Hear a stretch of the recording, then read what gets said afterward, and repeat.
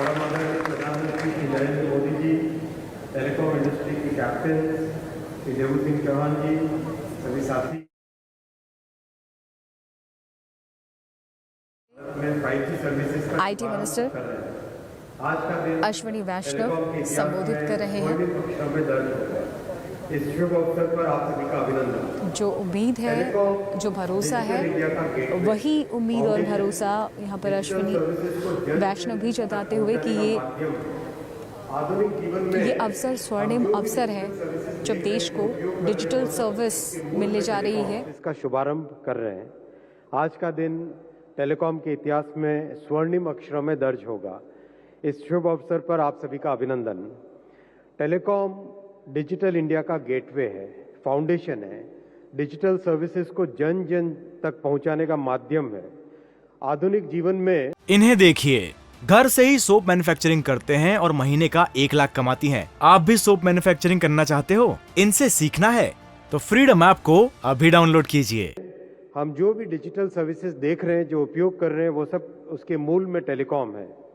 इसीलिए देश की सामाजिक और आर्थिक उन्नति के लिए एक सुदृढ़ टेलीकॉम सेक्टर की आवश्यकता है। माननीय प्रधानमंत्री जी ने टेलीकॉम सेक्टर को स्ट्रैटेजिक सेक्टर का दर्जा दिया है। इस सेक्टर के सभी डायमेंशंस पर प्रधानमंत्री जी ने हम सबको मार्गदर्शन दिया। ऐसे आपने स्ट्रक्चरल रिफॉर्म्स किए, प्रोसीजर्स में सिंप्लीफिकेशन किया। जो एक एवरेज परमिट 300 से ज़्यादा दिन लगता था, वो आज 7 दिन से कम में एवरेज एक परमिशन मिल जाती है। सारे अप्रूवल्स आसान किए और सबसे बड़ी बात, टेक्नोलॉजी के डेवलपमेंट पर फोकस किया। वर्षों तक लिटिगेशन में फंसे इस सेक्टर को माननीय प्रधानमंत्री जी ने आज एक रेगुलेटरी सर्टेनिटी दी है, एक ट्रांसपेरेंट व्यवस्था बनाई है। इन सभी प्रयासों का परिणाम है कि आज टेलीकॉम सेक्टर एक सनराइज इंडस्ट्री बन के उभर रहा है।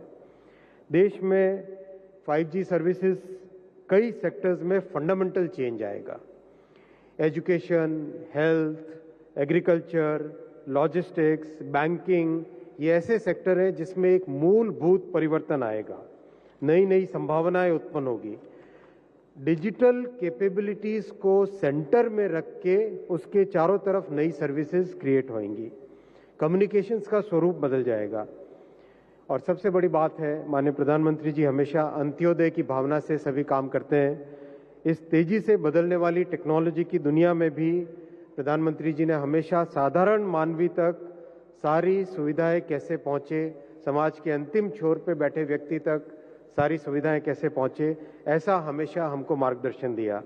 आपने लास्ट माइल तक पहुंचाने के लिए 35,000 करोड़ रुपीस सैंक्शन किए हैं, जिससे कि हर गांव तक अच्छी सर्विसेज पहुंच सके।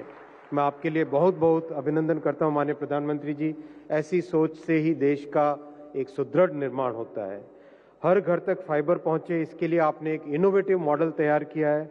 आगामी महीनों में आपके इस सोच से दूर दराज के गांवों तक एक बहुत अच्छा एक परिणाम मिलेगा, बहुत अच्छी कनेक्टिविटी मिलेगी।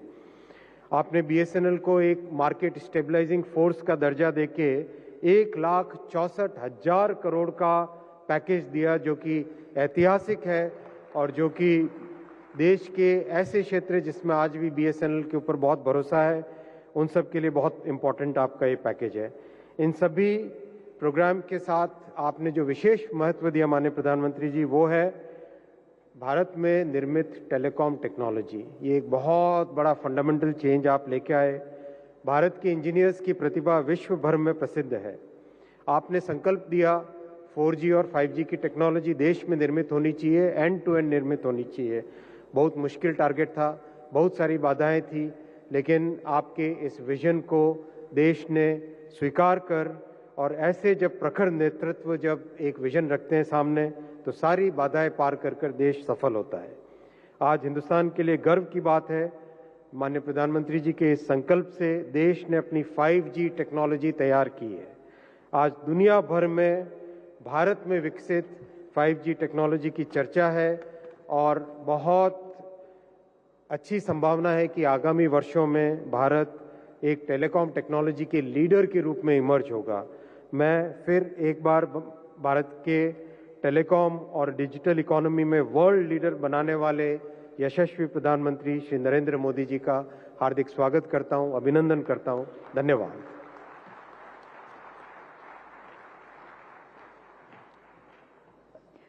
बहुत बहुत धन्यवाद माननीय मंत्री जी। And now, ladies and gentlemen, we invite the views of our industry leaders, the three stalwarts, the telecom service providers who have been working